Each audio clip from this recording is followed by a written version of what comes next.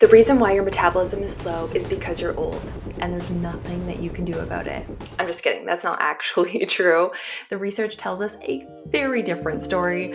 Hi everyone, I'm Dr. Alicia McPherson, a naturopathic doctor, and today I'm going to talk about why your metabolism feels like it has broken down. And no, it's not because of your age, it's not because of bad genetics or what I thought, and I went to my doctor and said, I have a broken metabolism. People often assume metabolism decline is inevitable, but in reality, most of this slowdown is adaptive. The slowdown is largely caused by the way we lose weight, how we move, and how our hormones respond. Now, the good news, all of this can be influenced. So just to give you some peace of mind, metabolic rate stays stable from the age 20 to about 60, and then it drops just slightly.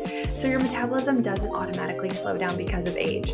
It slows down because of the changes that tend to come with age. We move less, we eat less protein, we lose muscle mass, we are more stressed, we are tired. So when your metabolism slows, it is not your birth certificate's fault. It's the result of very real fixable things that we can do in our life. Something that really affects our metabolism is that when we are trying to lose weight in a really quick way, crash diets, medication, doing a lot of cardio, your body's like, okay, cool, let's also burn muscle. And guess what?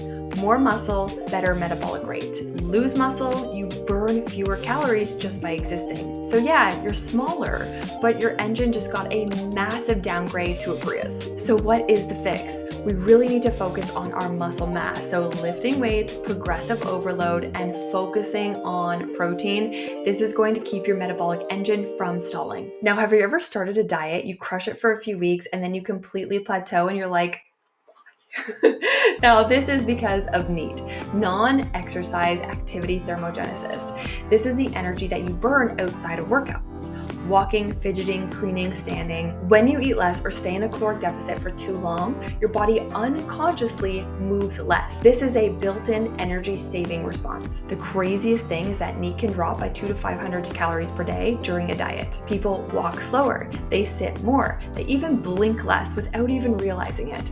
This is why you can feel like you're doing everything correctly, eating clean, exercise, but still plateau. Your body has quietly lowered this burn rate. The less energy that you're taking in, the more your brain is saying, okay, we gotta save energy. This is one of the big reasons long-term dieting backfires. You're burning fewer calories than you think, even on the same food plan. How do we fix this? We really wanna focus in on our steps, getting over 7,000 a day, including movement breaks every hour where you get up, you stand, you stretch, you move your body, doing squats or calf raises after big meals, parking farther from the grocery store or a standing desk. Now let's talk about our hormones, because metabolism isn't just about calories, it's communication. When you eat too little, overtrain, when you've got a lot of stress, nutrient deficiencies, and the body is going to reduce our thyroid output and affect our hunger hormones. So this is that energy conservation signal. Our hunger hormone shoots up, you're gonna get tired, hungry, cold, and stuck.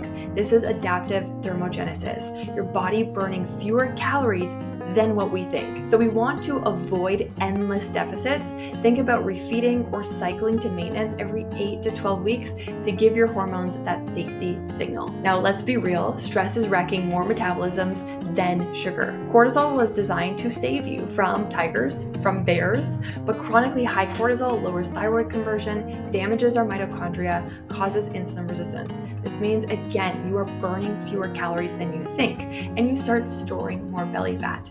You crave sugar for quick fuel, you lose muscle mass faster. So you really want to prioritize recovery from training. I like more gentle movement, prioritizing sleep, meditation, slower walks, breath work, nervous system regulation, adaptogens, and the nutrients that we need to help fight high stress. B complex, magnesium. Now here's something that most people never talk about, and that's the chemicals called endocrine disruptors.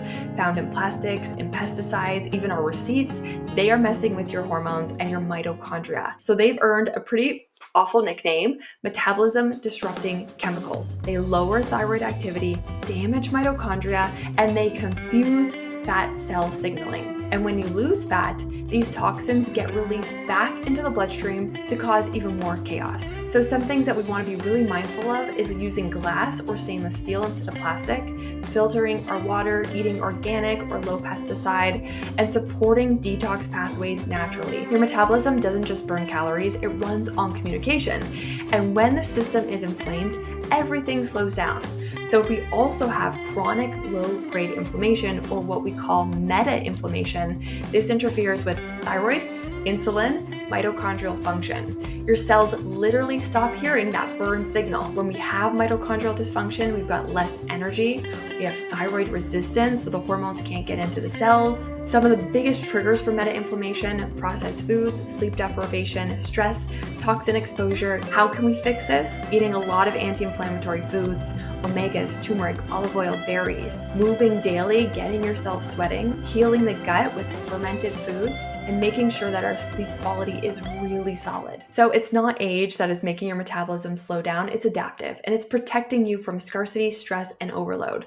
So to start rebuilding it naturally, we want to look at building our muscle mass, eating enough food and going through periods of caloric refeeding, managing stress, reducing the toxins and lowering our toxic load, and making sure that we're not holding on to a lot of inflammation. So if you've been blaming your age or your genetics or your willpower for a slow metabolism, we could stop right there. It's not broken, it's just responding to your signals. So when we start sending better ones, then your metabolism is going to kick back in, you're going to have more energy, better mental clarity, and able to lose that weight much more effortlessly.